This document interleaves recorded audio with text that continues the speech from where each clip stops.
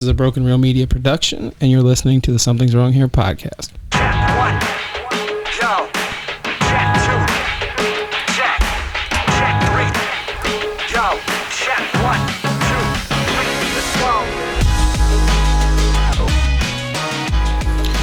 go. Welcome back to the Something's Wrong Here podcast. This is a Broken Real Media production. Said it already.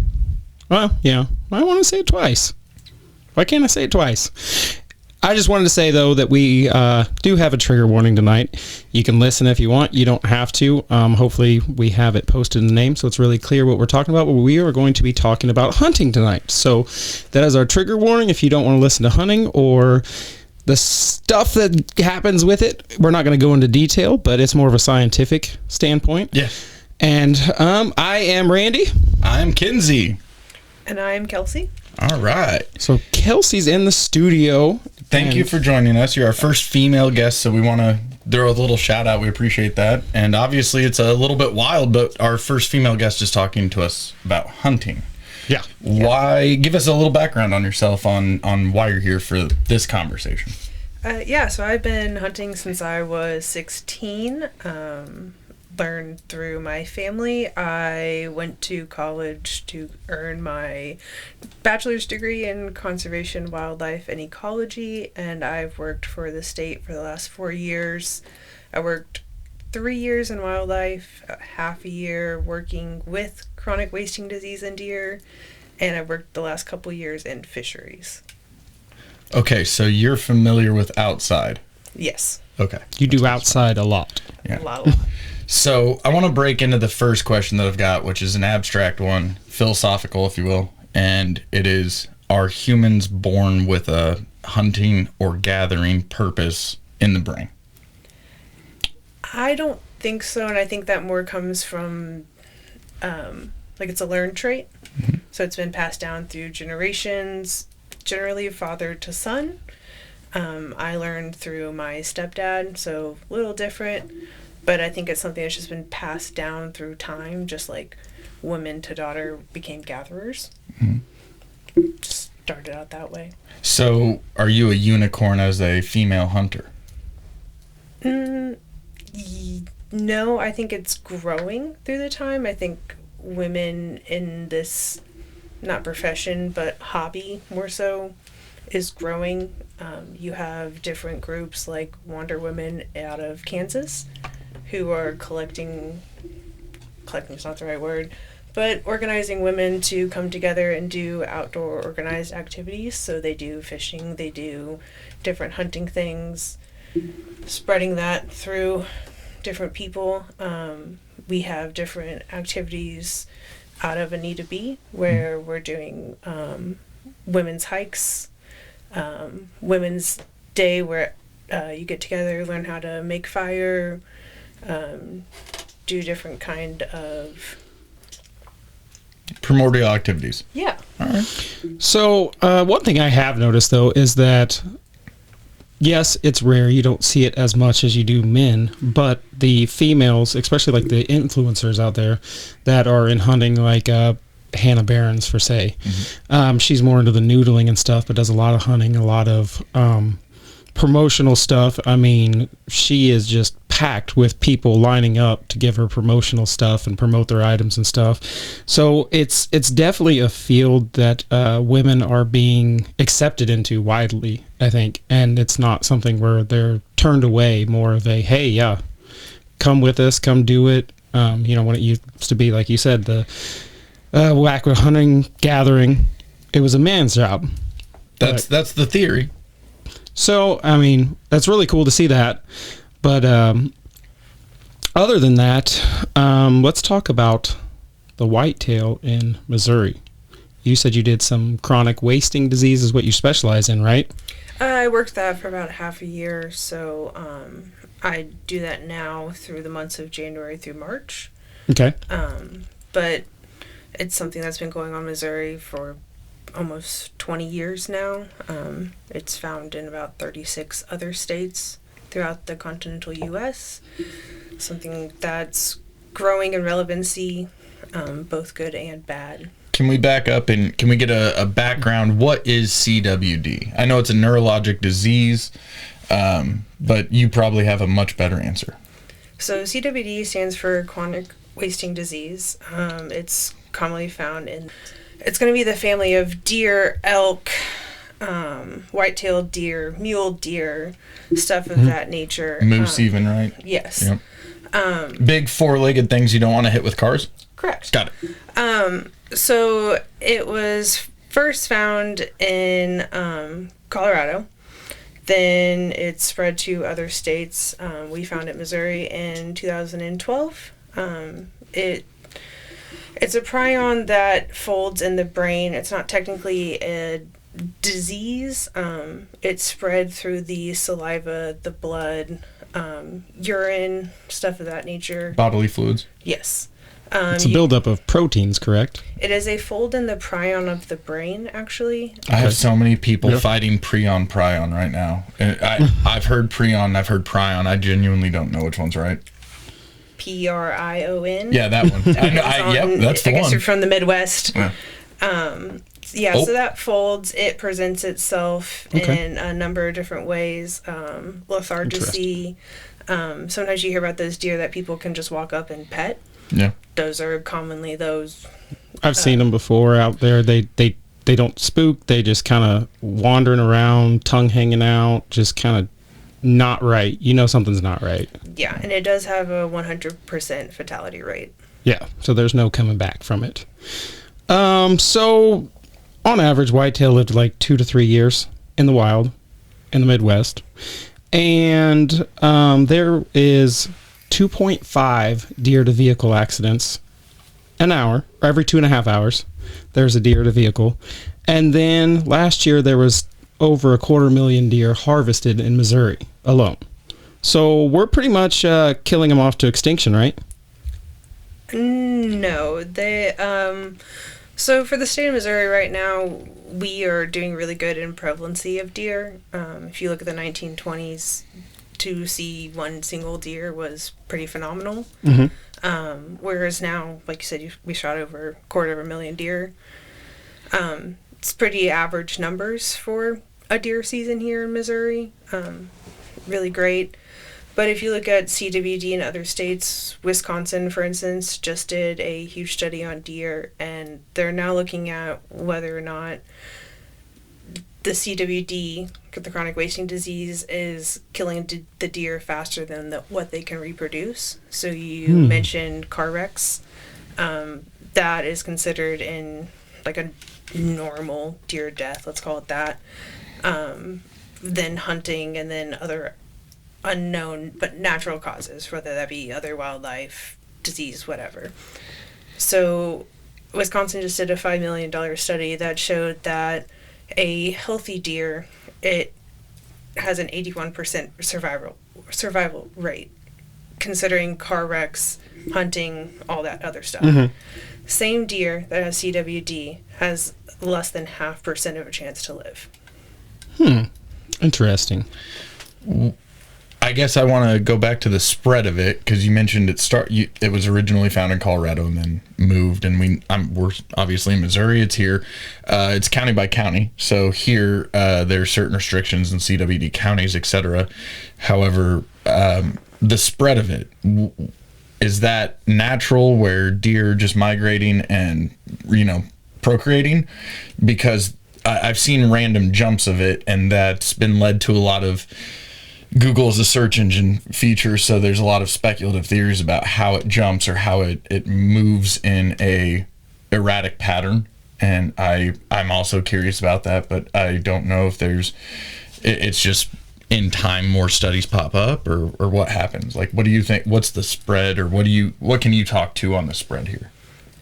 I can't say like definitively what is causing the spread. We like the undefinitively thought process of intelligent people. Like that's why you're here. Say, like, we have regulations in place trying to stop that, whether that being you can't transport the carcass of a deer that you shoot in a CWD county.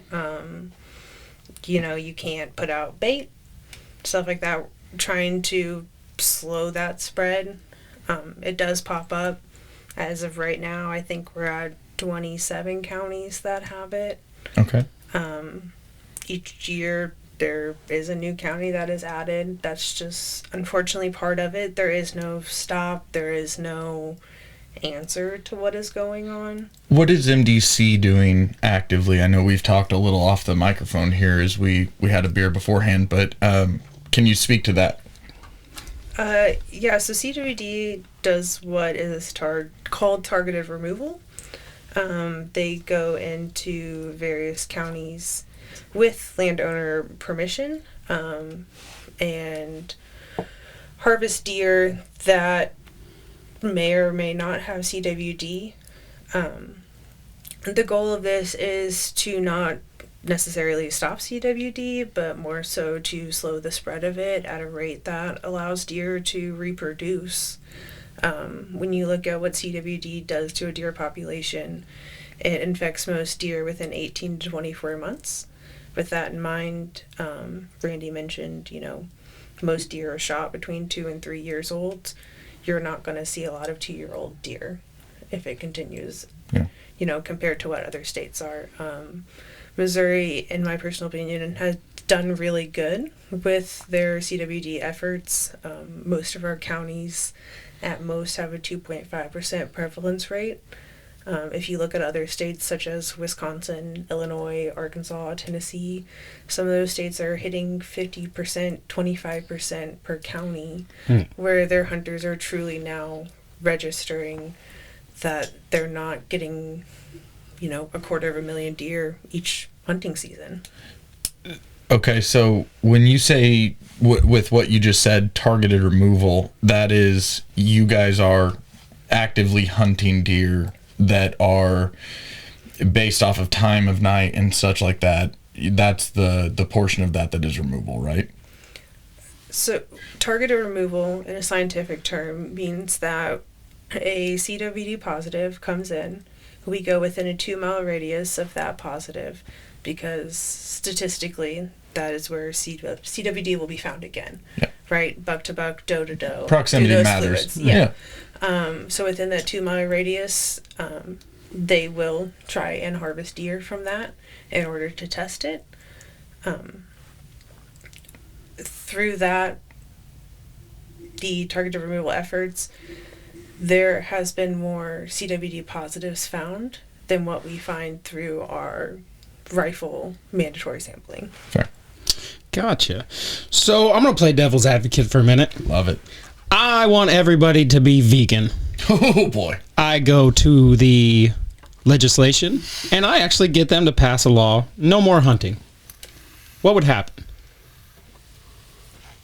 In the state of Missouri, deer hunting is a $1.6 billion revenue for the state. Okay. It contributes to 14,000 jobs. 1 in 13 people in the state of Missouri is a deer hunter. So there's money lost. There's jobs lost. There is... what would happen with the population? It would go rampant. And then what would happen with the disease we talked about earlier if the population went rampant? Ditto. So pretty much hunting is keeping a lot of that under control. It's keeping the accidents down, keeping the deer deaths down. It's actually boosting money for the preservation of these animals and the funding for research and everything else that goes with it. I prefer to call it targeted removal because even as a hunter, that's targeted removal. And as MDC, there's a combo of efforts, hunting and then also targeted removal, as we're going to now phrase it. But. Well, and we can highlight too. So there have been new regulations that have come about in the last few years as chronic wasting disease has grown throughout the state, where counties that had an antler restriction no longer do. So that way you're able to shoot more deer.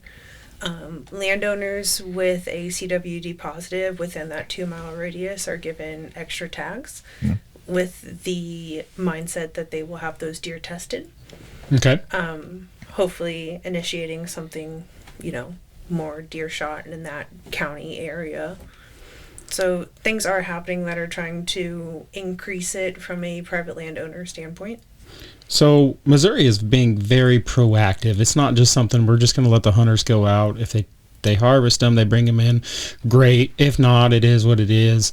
So they're being really proactive in trying to stop this spread. One, for the population. Two, for the preserving the lifestyle of hunters. With chronic wasting disease, can it pass from the deer to the human?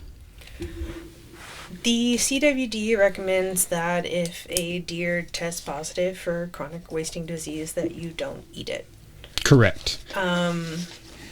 As of right now, there has never been a case recorded of CWD transferring to a human.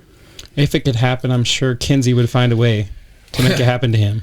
Well, so on that note, there's also there are a lot of people who have consumed CWD deer. Let's just be real. Yeah. And then on top of that, the MDC program of targeted removal actually donates that meat. The ones that test negative. Yes. So again, this is all done with landowner permission. Mm-hmm. So a landowner says, yes, you can come onto my property. I will allow you to shoot X number of deer. They can even say, I'd like the antlers from those deer. I'd like the meat from X number of deer. The leftover deer, say you can shoot 10, I want the meat of 5. Those other 5 go to what is called the Share the Harvest program. Okay. Then eventually that is donated to different food shelters, things of that nature, donated. None of it goes to waste. I did have a question on that because I do know, that was one of my questions. Is there a program in place that can be used to help the homeless, the starving? Because I know a lot of places, like back in Illinois and probably most places, Frito-Lay, they had chips when they took them off the shelves. They weren't expired, but they were the best by date. They tried donating them to the shelters. They said, well, there's no nutritional value. We're not taking them. So that's good to see that they're at least, I mean, there is nutritional value in the meat. It's protein. Absolutely. It's all of that. And so it's good that it's actually being used for something positive. Yeah, it's value positive on I think, all fronts there, right? Absolutely. So with what you said about these private landowners that let MDC coordinate these efforts, you get some fucking crazies. And we I got to see a post on the Book of Faces, and oh my God, these crazies. I'm gonna paint you a word picture as fast as I can. Private landowner says you can come onto my property and do this as an effort of conservation. Absolutely. Okay. Crazy trespasses on said property, takes a bunch of pictures and blasts them for doing their efforts of conservation. Okay. So out of season at night, probably one of those things, or is it just not out? They're bad people because they're hunting deer. The combo of they're bad all people. Look at what they're doing. They're hunting our deer, and it's like, whoa, let's back that up. They had permission. They were there rightfully so. This is something that the MDC is coordinating with these people. Let's be honest, too. Not many of us are lucky enough to have land to go hunt on. So a lot of us either have to rent it, we have to go to public land, or we have to go to a friend or family that allows us to do that. Or trespass on someone else's and take pictures. Or you can do that, too. There's always that option. Now, that said, during times when people have guns on their land, I don't recommend walking on unnoticed, but that's for another episode. That's a whole different conversation, obviously. So with your efforts in these crazies and whatnot, what do you guys have to do when you're doing this targeted removal? Because I know some of the stipulations are it's at night and you're doing it with is it infrared or thermal scopes? And you know, when you're doing that, obviously there's almost like a covert op feel to it to me. Like there's a weird stealthy like aspect. Somewhat, but I won't say that anyone necessarily enjoys what we're doing. No, it's to avoid the crazy. For sure. I mean, we're trying to protect a natural resource that's in this state. Conservation was developed in the 1930s, and like I said previously, before that, we didn't have a deer population to be able to have a deer season. Yeah. I mean, this is a privilege, and while a right of the citizens of the state, it's something that needs to be respected and taken care of, or else it will be abused. So I'm a transplant here from a different state. I'm from Illinois. And the craziest thing when I got here was I found out you guys don't have pheasants anywhere. Where the hell's all your pheasants? Like 4 hours away. There's pheasants everywhere. It's not that far. Well, they'll get here eventually, right? All the armadillos are here already, so... I mean, if you're willing to drive to deer hunt from where we're sitting currently, you're probably willing to pheasant hunt too. Drive to pheasant hunt. That's true. I do know a lot of guys who drive quite a ways to bird hunt. Oh, bird hunting is a whole new... South Dakota. So, I mean, the thing with bird hunting is you think, all right, I need a gun, some ammo, and some camouflage. That's about it. Do you believe in a good bird dog? But bird hunting is probably one of the most expensive hobbies you can have. It is ridiculous how much people will spend to go hunt some birds. Mm-hmm. Which insane. obviously provide just tons of meat. Oh, yeah. You know, especially when you're doing like quail. Oh, yeah. I mean, you get like, what, maybe a half an ounce? Hey, I mean, you're talking about a guy who loves dove hunting, and I mean, let's be real, that's two little nuggets each. Yeah, we have a dove season out at the Reed area in Lee Summit, and I am surprised every year how many people show up for that, for those 2 little nuggets. Yeah, Well, I mean, every Kansas is known for their sunflower seeds, so there's got to be some damn good. There's good dove, honestly, all over the place. And going back though, getting back on topic here, with what you're doing and with the crazies that you are presented with, what steps does MDC have to deal with, or like, what do you guys? I mean, do you ever have fear doing what you're doing? No, I think it's one of those things we take a lot of safety measures. Dude, they've got thermal scopes. I think there's... Touche. No. I will say I've been scared by a bobcat before, but, you know, he makes a good point. I will say, though, anytime, whether that be while we're doing targeted removal or I'm working during the middle of the week, the goal is to get home to your family. Absolutely. We take a lot of safety measures to make sure that people feel safe, whether that be when we go out and to do this targeted removal, no one is more than a couple miles away from one another, just to make sure we are in constant contact. And if a coyote comes within 200 yards, you got to take it out for safety reasons, right? That requires a lot of paperwork. Something tells me it's a only shots necessary kind of thing. Correct. Yeah. I wanted to ask a question with the coyotes, though. So I'm going to play devil's advocate again. I got everybody, banned from hunting. That we're going back to my philosophical story. It's a bad one, but all right. And what the great part is, these deer are going to live great long lives. Grandma and grandpa are just going to lay down and go to sleep and pass away in the night and float up to heaven, and that's how they die when they're not properly culled, right? Sure. I can't help notice a little bit of a tone there. So usually if they're not killed in a humane way, which hunters 99.9 are respectful, do it the right way. It's like you said, it's passed down. It's a lifestyle that is respected, and any hunter that I know will gladly call somebody out if they're not honoring that system. That being said, you get the overpopulation, and you get coyotes coming in. It's not very pleasant what happens to deer that aren't taken in a humane way. Anything that nature kills is typically a way more worse way than a bullet. No offense. In my opinion, anything nature kills you with, if you go lay down in nature right now, Randy, you're not going to die a fun death. No, that is a good point. You're not. Whether it be elements or... The best advice I ever got was that Disney ruined a lot of wildlife for people because everyone thinks they now have feelings. And in fact, wildlife doesn't have feelings. It's just a do what you have to do to survive kind of situation. And I was born in '90, so I have a father who said, "You saw Bambi, right? We're gonna go shoot it." I'm like, all right, let's do it. Yeah, that was kind of how it went. That is how I was told. I was taught it filled the freezer, so. Yeah. I mean, there's a fun topic to dive into. When you're hunting for trophy or sport, is hunting even a sport? Let's start there. Is hunting a sport? Absolutely. It's more than a sport though too. It's a sport, but it's also a way of life. It's a means of food. It's a means of environmental protection. You got anything to add to that? I kind of have to disagree. I think working in the Kansas City area, it makes you think of conservation a little bit differently. So right now my focus is fisheries. So you hear people from the inner metro Kansas City area that rely on fish from our lakes that are stocked in order to feed their families.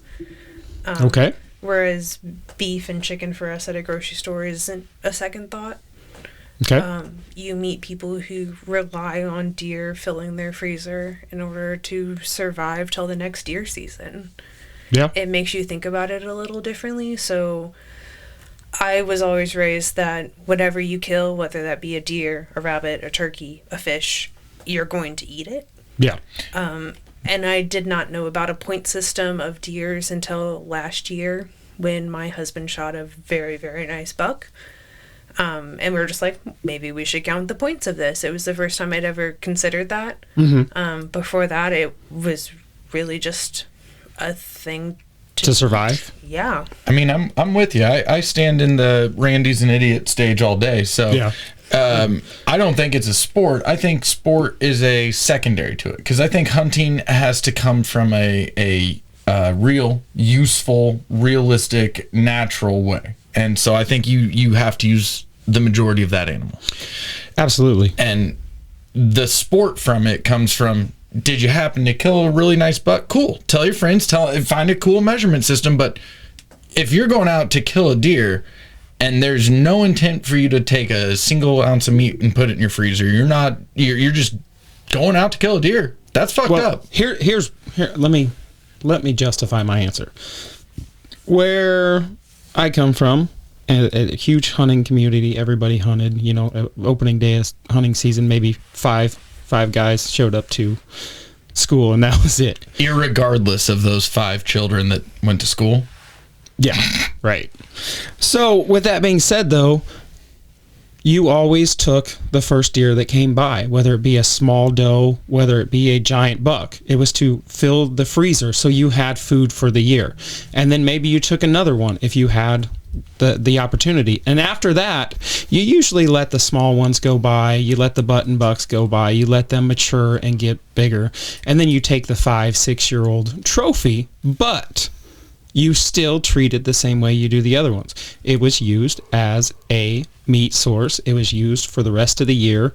Usually, if you're taking a bigger, older one, you turn that one into jerky, so you had it for longer, and the meat wasn't as tough. But so if you're hunting for food, sport comes as a secondary. It does. It comes as a secondary. And that is just a dick measuring contest for you and your friends, just like fisheries, fish stores. It's the same thing. The only difference is you discard the skull of a doe, and if you have one with some really cool horns, you just throw it up on the wall for a lot of money. Yeah. Well, and I've heard repeatedly that doe tastes better than buck when it comes to eating it. Every time. In my opinion. 100%. 100%, I think. It's not as tough. It's not as gamey. It's just, the younger they are, too, they taste better, in my opinion. So, going away from that just for a little bit here and coming back, you touched something in my brain and tickled it a little bit. We used to have a graphic for that. There's a thought that you said when you got to Kansas City, or when you were Kansas City specific in the conservation of it. Can you speak to that on where you've, from maybe where you started to where you've come on what you've seen? Yeah, so I have been able to hunt primarily private land.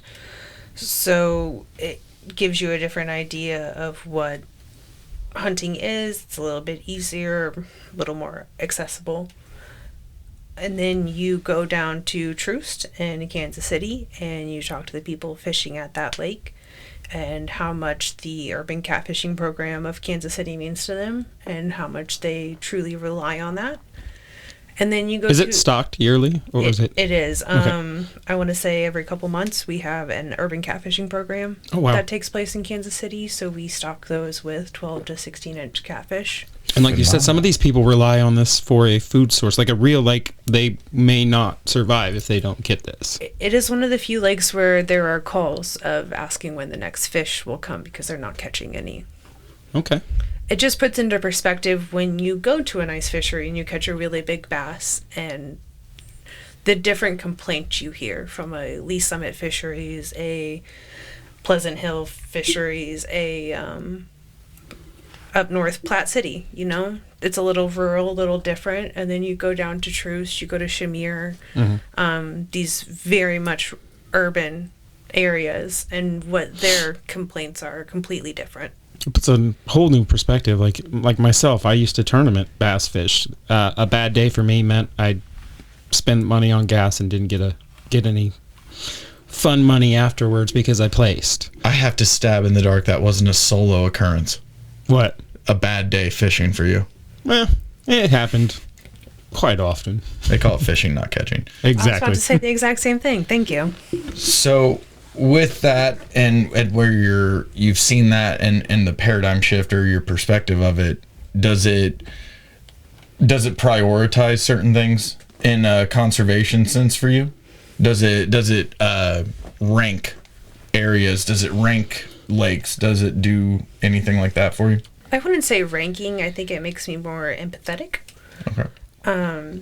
Makes me more grateful for the opportunities that I have as a Missouri angler and hunter. That it is so easy, so accessible that I'm able to harvest good fish. You know, my parents have a private pond. It's almost guaranteed you're going to catch something when we go out there. It's always nice. I've never had to. So it's getting, not fishing. It's catching, not fishing. Catching. It is nice, but it is catching, not fishing. I'm guaranteed to take something home when I go up there on the weekend. But whether I go home with something or I don't, it's not gonna make or break me either. Mm-hmm. That does put everything into perspective. Because, Makes you appreciate what you have. Makes you appreciate it, and like you said, it kind of gives you a different perspective on you're actually making a difference, not only for the conservation side, but you're actually making a difference in people's lives with what you're doing too. It makes you look at things like fishing, hunting, as a resource rather than a privilege. So, tying in everything that we're bringing it back full circle because my brain works weird. If you're in a CWD county and you have to fill your freezer to feed your family, do you give a shit? So, fun fact, I actually hunt out of Macon County. That was one of the very first counties where CWD was found in the state of Missouri. So I have never hunted without CWD being a part of my hunting regiment. If you shoot a deer on opening weekend, you go and get that deer checked at the check station. They give you a tag. You process that deer as you normally would. You put it in your freezer. You wait your 2 to 3 weeks. You check that number that they gave you. Comes back positive. You deal with that as you see fit. And if it comes back negative, you know it's okay to eat. But that has always been something there. And at this point, I guess that perspective for me still comes into a weird place where I start to wonder if feeding CWD meat potentially it turns into how much money do you have? Can you afford different meat, or is that going into your freezer and that's just the situation you're in? So I'm going to say that opening weekend of deer season is usually the second, third weekend of November, 15th through 17th, somewhere in that range. Usually there are more deer that are harvested in every county than what come through a check station. Mm-hmm. What they do with that deer that is not checked is not my business. Right. If they elect not to get it checked and they elect to consume it, that's their right. Right. I'm not going to say that someone hasn't, by some chance, consumed CWD positive meat. But I can tell you that there's never been a human or deer to human transfer of CWD. Yeah, and I mean, like, we're also sitting here 2025 talking about CWD, and it's been around. We've known of it for how long? 20 years at least. So there's a pretty good Pretty size good chance of- it's not 20 years old. Well, It's much older. It's a Yeah. thing that's developing now. 2-3 days ago, Georgia just had their very first case of CWD. So now they have jumped in the ring with everyone else of figuring out how to solve this issue. Okay, so now it comes back to teamwork makes the dream work, and it's clearly spreading. We need to do something about it. We have states like Wisconsin that kind of fucked around and found out, and we have states like Missouri holding while a spread occurs, while there's a county added, we're keeping it slower or lesser than some. Correct. The goal of Missouri targeted removal is to slow the spread. That's it. Unfortunately, there is no cure-all for this. As sad as that sounds, but when you look at the states that surround us, Wisconsin, Tennessee, Arkansas, I mean, Arkansas alone, the northern border of it with CWD positives is bright red. But if you look at Missouri, we are holding a strong front line. Interesting. In a county like Macon, that has had CWD in it since 2012, so we're talking almost 25 years, they are at 0.5% prevalency. If you look at Illinois, they're at 25% per county. Well, with that being said and stuff, it's like if there's an active case, I know in some animals, a lot of times once the first frost comes through, it kills a lot of them off because the weakened immune system, they can't move, they can't shelter because they're messed up. Does it kind of work the same way with the CWD? I mean, they're definitely at a higher risk to die off. Okay. In most cases, symptoms don't show for 18 to 24 months. So Gotcha. the biggest thing you're going to find with CWD is these big age gaps where deer aren't hitting that 4 to 5 year, that trophy buck status because of this thing that is happening to them. Gotcha. So I was listening to another podcast on this, and something kind of struck me as that it never got answered. It was no right, no wrong, no one knows. And that is, they used to say, let the smaller buck next year's going to be a better buck. Hang on. But now with CWD in some of the areas, it almost seems like it's better to take a younger buck that potentially spreads or infects or continues to procreate and do the numbers justify or dictate that? I don't know, but curious on to hear your opinion. Is it better nowadays to let the next year buck continue, or is it better to take it this year? Bucks are going to be your biggest spreader, right? They are procreating with multiple does a year. Sluts. Your words, not mine. Well, I mean, men have been known to do stupid things, but bucks, dude, they are so dumb that they will lose up to 30% of their body weight during the rut, which is the mating season, and they will die from exhaustion chasing other females from time to time. Bucks rhymes with fucks. They do like to fucks. Going back though, for real on that one. Please repeat your question now. I've been off topic. See, now you got it all flustered. Is it better to take the younger bucks? Is it better to let them sit for another year to become a bigger rack, etc.? What is your thought? So if we're looking at CWD counties, right? Your county has found CWD there. We know it's there. Those landowners, it affected my family this year. They are offered extra tags for the CWD removal effort. Okay. By shooting those bucks, or does, I personally shot mostly bucks, knowing that those were the ones that were going to be our spreaders. You go and get those tested, and you're helping with the, maintenance and monitoring of that spread. When I was using those tags, knowing that I had 10 for this season, I did typically take bucks that were abnormal, acting different, I took one that had a small spike on one side and 3 on the other, right? Not a typical rack that you preferably would want to shoot. Correct. So I know I don't want his genetics to spread. I took that as an opportunity. So I think if a lot of landowners who are being offered the CWD tags take this as an opportunity to do some management of your wildlife, it really could be a great thing. Well, it seems like you're up to date on all this stuff and everything. I wanted to ask you, I think it was about 4 months ago, we're recording in the city, about a block from here, in front of the Hy-Vee parking lot. I do know this got called in. There was a deer about 6 o'clock in the morning just wandering around there in the parking lot area. Cars were coming right up past it. Did you hear anything about that by chance? I did not. Like I said, I mainly work in fisheries Fishery now. now, okay. We do have a CWD tech out of Early Summit office. He might have. Yeah. I haven't heard anything through the grapevine. I feel like that would have come down at some point that there was a deer at Hy-Vee.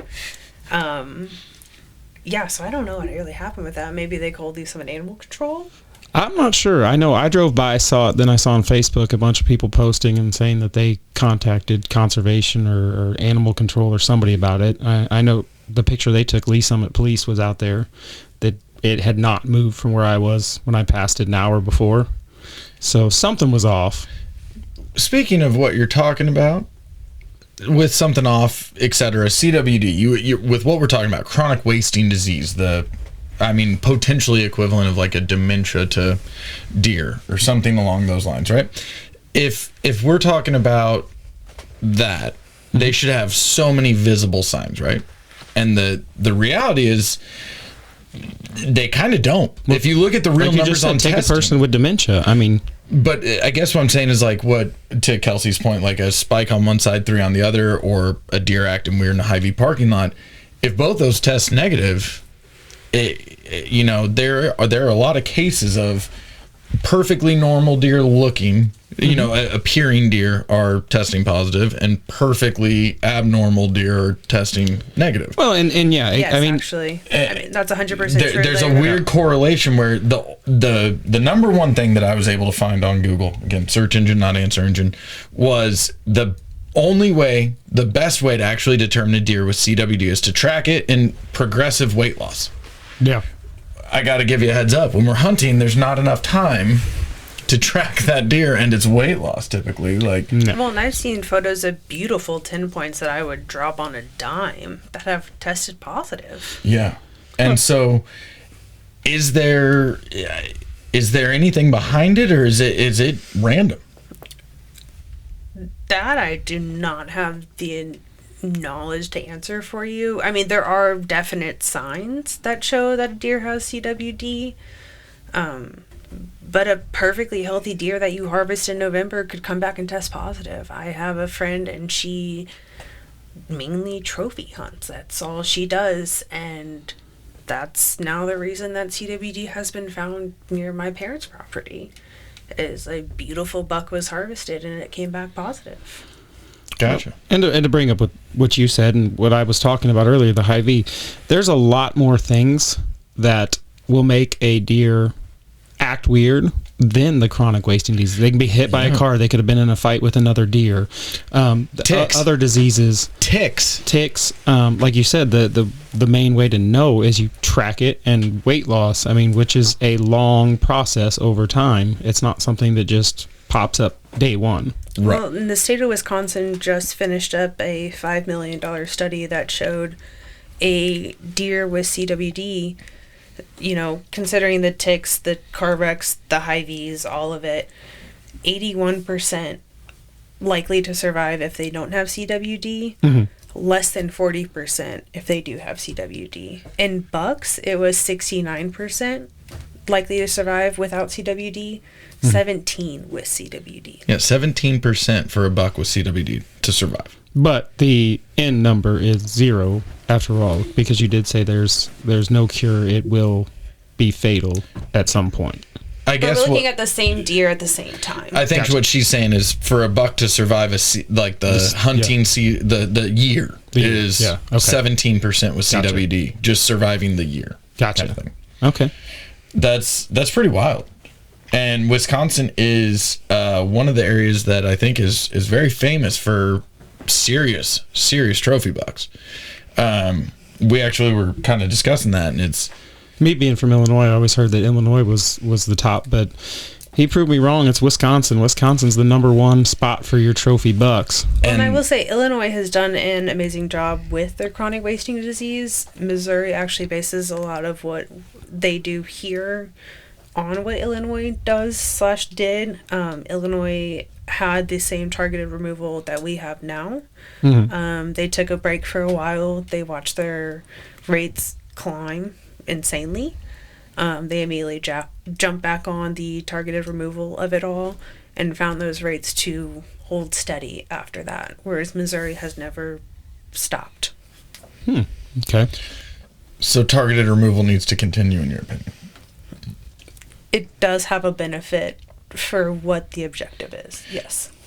And I'll play Randers here for a second, devil's advocate.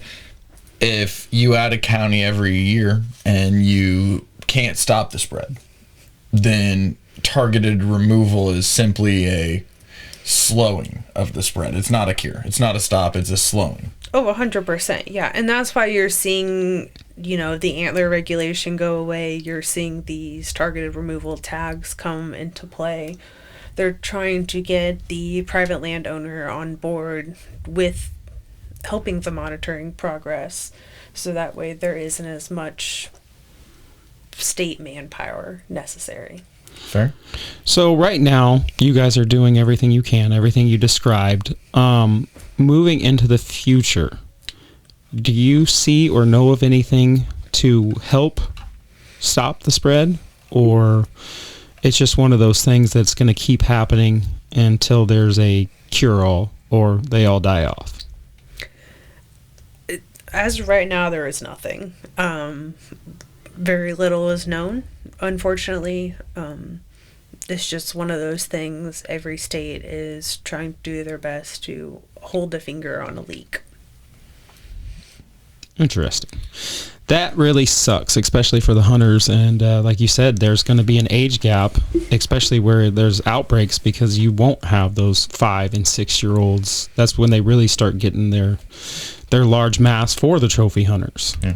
Well, this is the first years that we've really seen states like Arkansas, Wisconsin. I don't know a lot about Illinois, but truly where hunters are in the woods saying we're not seeing the deer that we're used to seeing.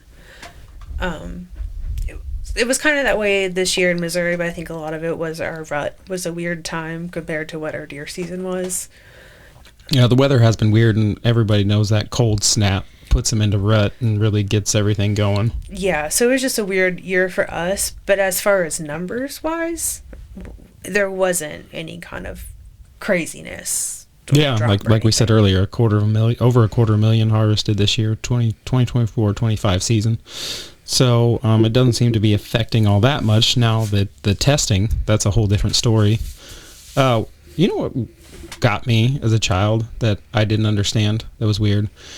You harvest a deer, you take it to have it processed, you don't get that deer back. They just throw it into a giant vat, and that's all everybody gets a little bit of everybody's.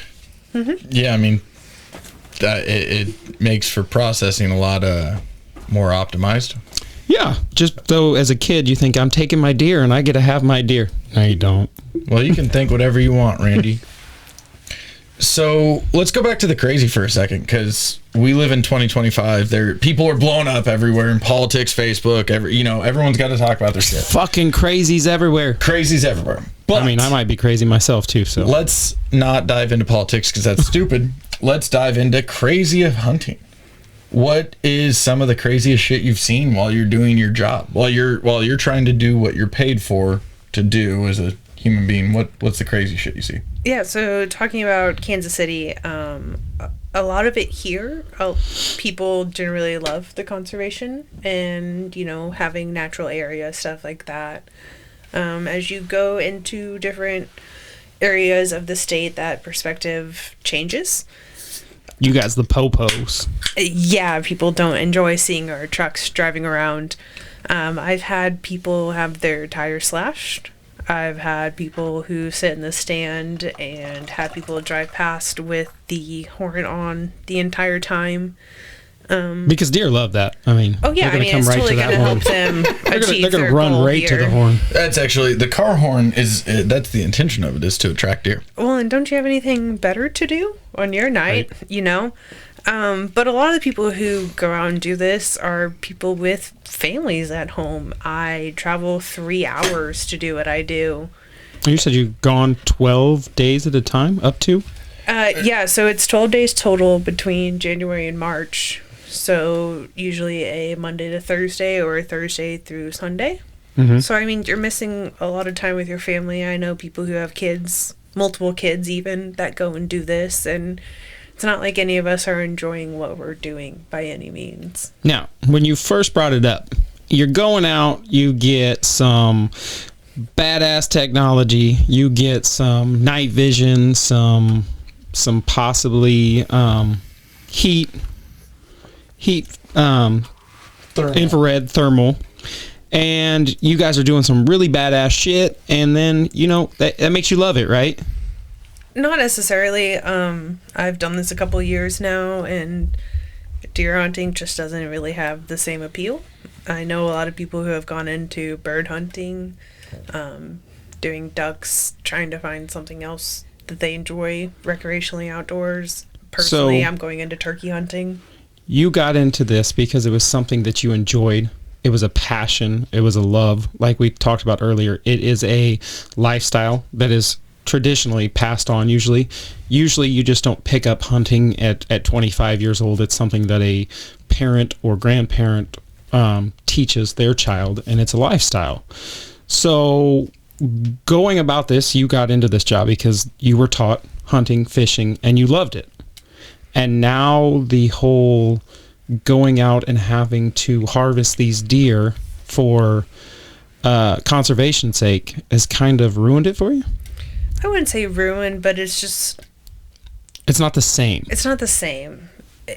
Yeah, exactly. You know, it's still something I get to share with my stepdad and we get to do together. But I don't get the same thrill or necessarily joy out of it. Is it because you've seen it all, done it all now, or is it just you've kind of is it a burnout, or is it just like you realize what it takes to? It's no longer this. You know how the sausage is made. Yeah. I would say yes. I know there's people who have done it many more years than what I have done it. So doing it for as little as I do have burnout. So I can only sympathize with those who have done it for a really long time. But eventually, like, it just doesn't become fun to pull the trigger. You know, there's work behind it every time. Yeah, and the average person that gets to go out and do it, especially if you're just firearm specific. I mean, you maybe go hunting 3 times a year. I mean, that's all you get. You get like 7 days. You're probably not out in the stand you're about 3 days. So it's not something that you have to do, and it's not a job. It's something that you can enjoy. If you get one and fill the freezer, great. If not, I mean, you go on with your life. As we talked earlier, some people don't have that option. It really does change their life to be able to add food. But for most that do it more as a hobby, they get to move on. You have to do it year round. I've gotten to the point now when I go out hunting, I almost enjoy watching deer walk past and just watching them do what they do in an environment than I do shooting them. It's changed a lot of it. Like, it takes a really good deer or the last day of my hunting for me to pull a trigger. I know a lot of people who have found a more sentient being in animals after COVID, to be honest. I think that's a trend I've actually heard of more. Yeah. And that was the one thing is like as a hunter, and especially when you let some of them go by because it's just not one you want to take because it's too young or just not what you're looking for at the time, or it's too far away. I mean, hunters aren't out there, especially me. Like, I didn't like firearms. I only bow hunted because of the challenge of it. We're not taking 80-yard shots, especially if there's brush. We don't just shoot and, well, if we wound it, maybe we'll find it, maybe we won't. No, you shoot to harvest that deer. You don't put it through any extra agony. You don't want to wound it to where other animals will put it through even more.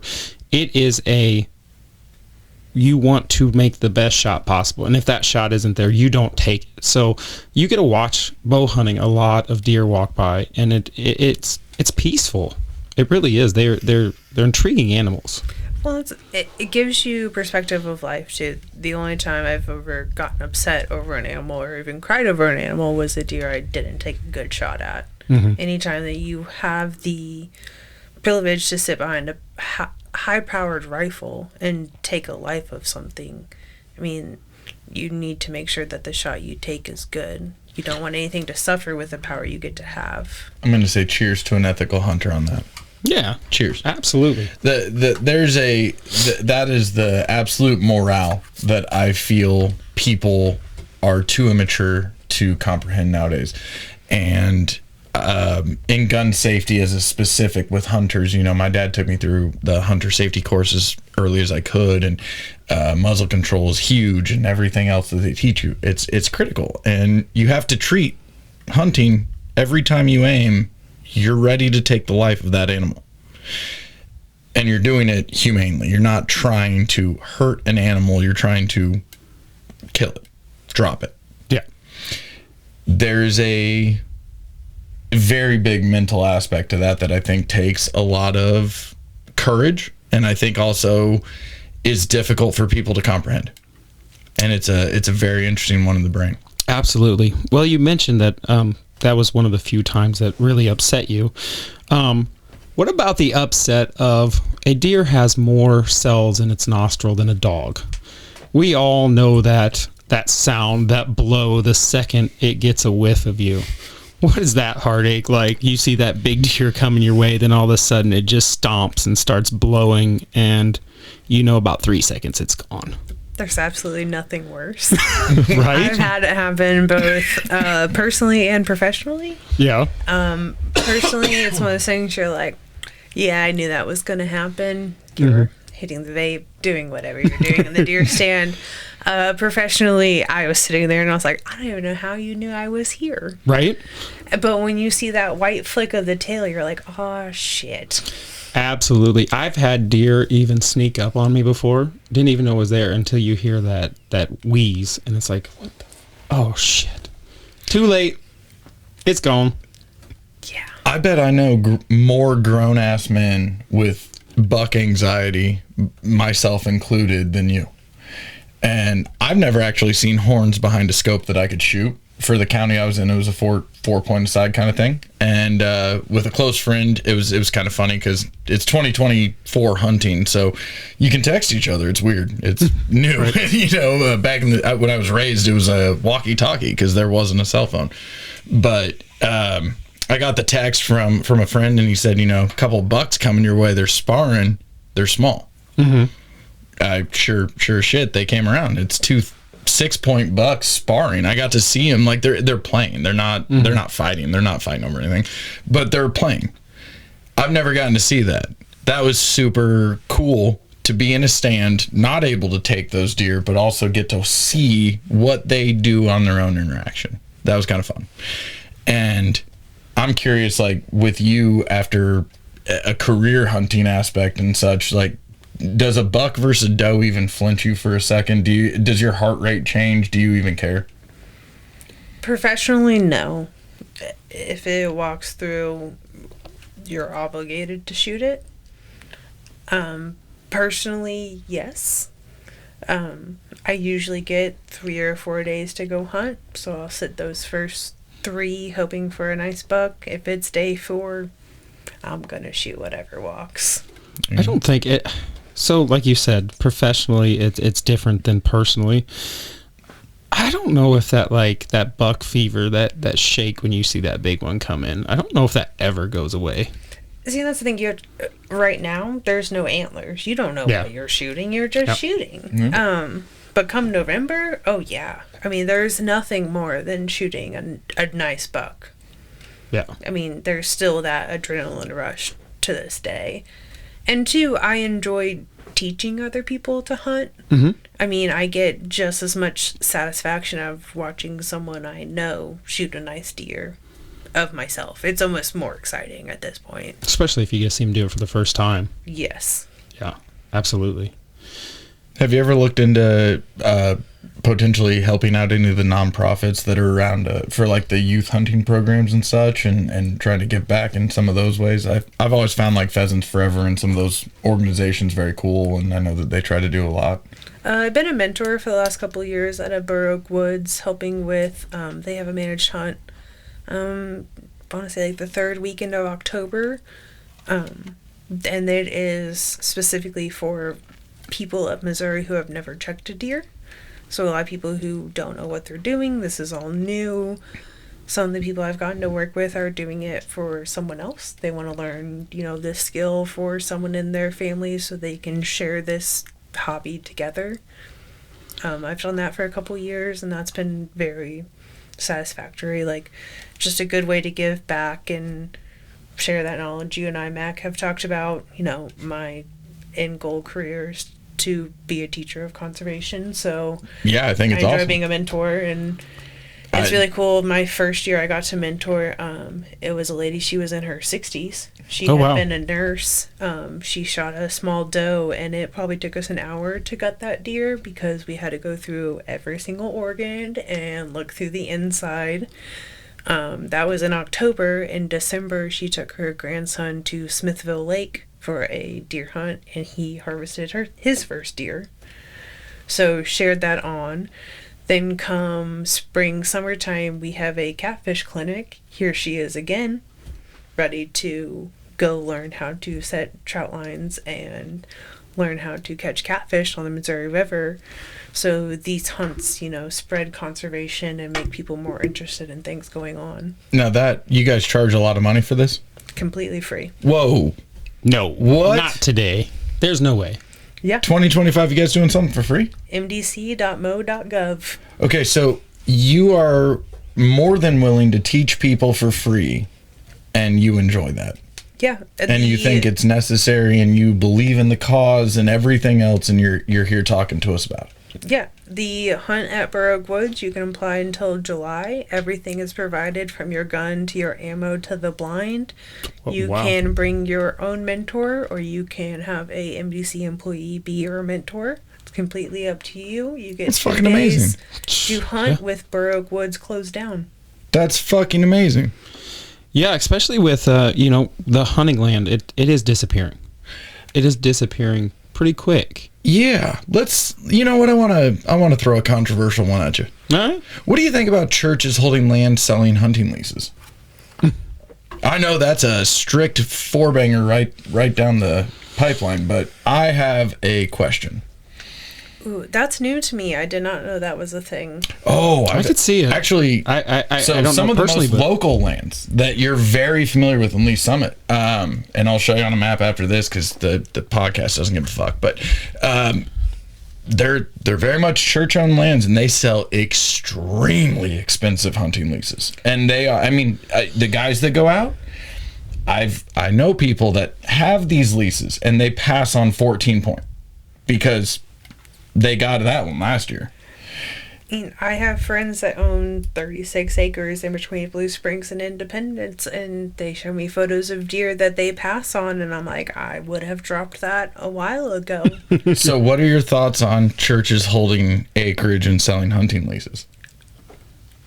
That would coincide with my opinion on churches and tax exemptions as well. I have a struggle. I don't think it's a great idea. I have a struggle. yeah, that's a whole different topic, but it's What are your thoughts here? my thought is that for the most part, what you guys are doing is great because hunting is expensive, and it's very expensive, and it's expensive whether you own the land to pay for it, to keep it up to snuff with the keeping the deer there. It is expensive for the equipment. I mean, a bare bones bow without your optics and everything is now running. You can get them cheap, I know, but a good one, $1,200-$1,300. By the time you're said and done, you can easily have $2,000-$3,000 wrapped up into one.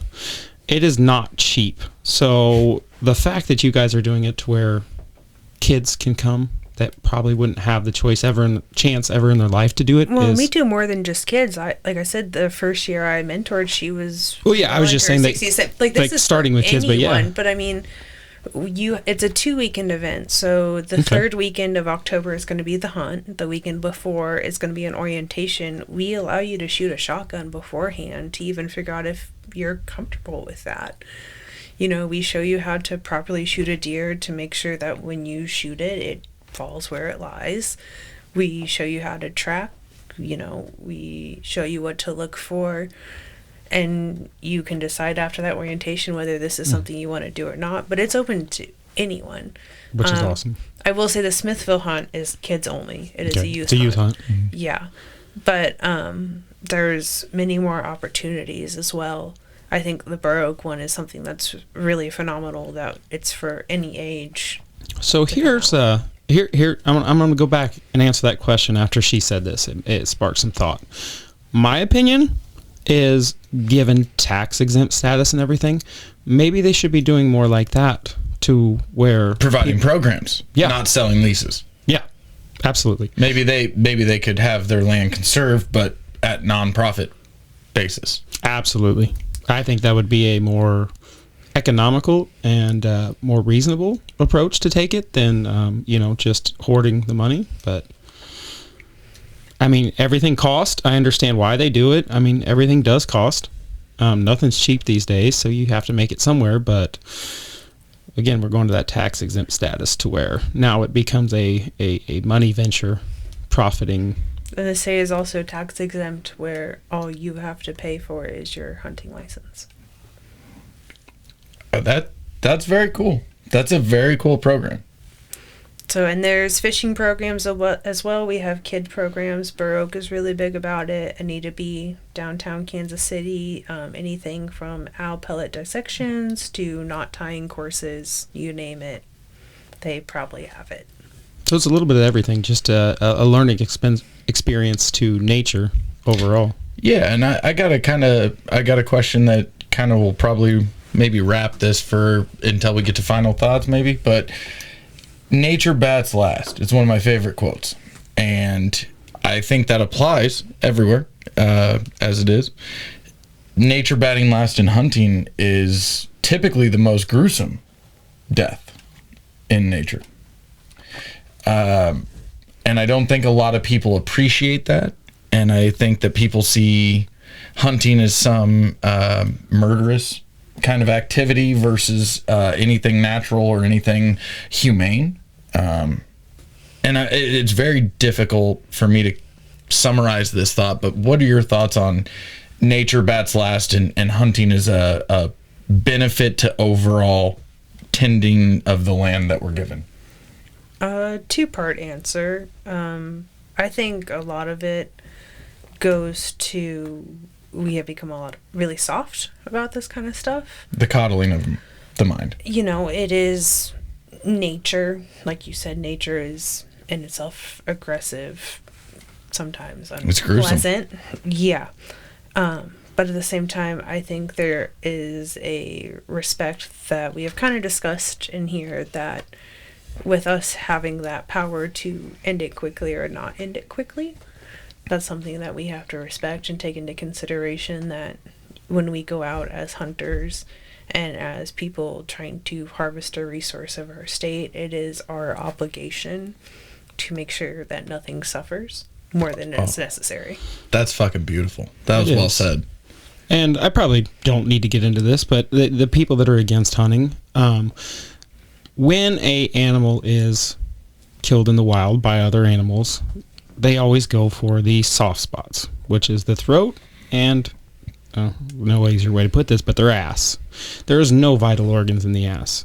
They can have their insides pretty much ripped out, and they suffer for a long times in a lot of instances. So, I mean, yes, I understand maybe you don't like it. You don't have to do it and stuff, but to attack people who are actually helping the population of deer. Hunting has even shown that it opens up food availability, which is bigger, stronger. Even does are able to birth more it has so many benefits. It really does. And I understand people don't like it. It's against their moral beliefs, but it's got its purpose. Let's put that into perspective for a second, right before we come to a close here. What's going to kill a deer if a human doesn't? A car in the state of Missouri, CWD, like we've talked about. And if it isn't CWD or a car, but maybe the darker side, what happens in nature when a deer is going to die? It jumps a barbed wire fence and breaks its leg, is caught by coyotes in a field. I mean, if we really want to get dark. Okay. I mean, yeah. But basically, a deer is going to be killed one way or the other. Pack of coyotes, whether it's... Like I we mean, said, I love Randy's idea of it laying down and dying, but I think that's very far few and in between. I maybe watched a mountain lion. 2%, if that. Yeah. I got to witness a mountain lion walk behind a house in Blue Springs not terribly long ago in my life. We called it in, and they laughed, and they were like, yeah, they're everywhere. Welcome. They'll kill your deer. Don't worry about it. They won't kill your dog unless there's no deer. What, a couple years ago, there was a black bear wandering around Greenwood? Don't tell people that. They're going to call it a conspiracy. It was on Facebook. It has to be real. Oh, God, the internet's here again. There was a confirmed panther back in Illinois that was stalking the riverbeds. All right, panther. That's a whole different episode, whole different conversation. There's a lot of that's just the sources on that one is panther, jaguar, cougar. Aren't those all really big cats? Yeah, big pissed off cats. Ones that you can't keep in your house. All right, so Randy, let's wrap this one up, man. Sounds good. Final thoughts where you come from with hunting and what Kelsey's told us. And again, thank you so much for being here on this. We'll get back to you and your final thoughts. My final thought is thank you for what you do, because it is ensuring that there is a future for the animal, for the public, and for a means, like you said, that the hunting licenses and everything, it goes to the preservation of the land, the animals, and it is a lifestyle that not everybody understands, and that's okay. But it is a lifestyle. It is a way of life, and I think it's going to continue, which is great. And thanks for what you're doing to keep that going. Ken-Zee, what you got? Honestly, I want to talk about polarization. I think that's the thing that I've really struck home with in my brain on this one is polarization. Kelsey has a job to do. Mm-hmm. Kelsey is paid with people that are smarter than the average bear to help out with this process. Hunting can be polarizing, whether you're for it or against it. It can also be what I'm now thinking is necessary to help. Well, I don't mean to interrupt, but it can be polarizing for people that are for it too, because there's certain practices within it that people don't agree with. Polarizing all across the board, and I think what we need to go back to and remember is the golden rule. If you have nothing nice to say, then shut the fuck up. That's how I was taught. But, I don't remember it going that way in kindergarten, but... I skipped kindergarten. Oh, okay. That's why. No, there is a real aspect. I mean, there's science behind what you're doing. There's studies behind this. There are people that are seriously talking about CWD and these things. For people to be hindering you and inhibiting you from doing your job or attempting to thwart that is where I start to think that polarization is in a bad place. And I feel that across multiple areas. I mean, half the reason this fucking podcast exists, but the polarization of hunting is very real to me, because I feel like the people that are anti and opposed have never given the actual effort to understand the science or the reasoning or the population control or the conservation or any aspect of the land that they then live on and bitch about. Well, let's be real. You go out and hunt, you take one animal, humanely. The people that are all for no meat, nothing, to get your one head of lettuce, how many hundreds of animals die to get that one head of lettuce? whether it be from the pesticides, the ground that's tilled, the You're going into a different game on Oh final yeah, thoughts. let's not get started on pesticides. All right, We could Kelsey, go for another hour. right. thank you for being here. I know I speak for Randy and myself on that. We Yep. definitely appreciate it. You're our first female guest. You're talking to us about hunting. This is fucking wild for both of us here. Wrap it up. What do you think here? First off, thank you guys for having me. I really appreciate being on. I think to summarize it, I understand that CWD, chronic wasting disease, in the state of Missouri is a little controversial, but I hope that through this people can understand it's not exactly a means to the end, but doing the best we can with what we have, with the goal being that we can provide this resource to future generations and continue spreading on the hunting and gathering thing that's been going on for before Christ, basically. I think that's well spoken, and honestly, I hope that someone, at least one person, can listen to what you've said and at least respect that you're doing the best you can with transparency of saying, no, we'll never fix it, but we're doing what we can. Appreciate it. Thank you for being here.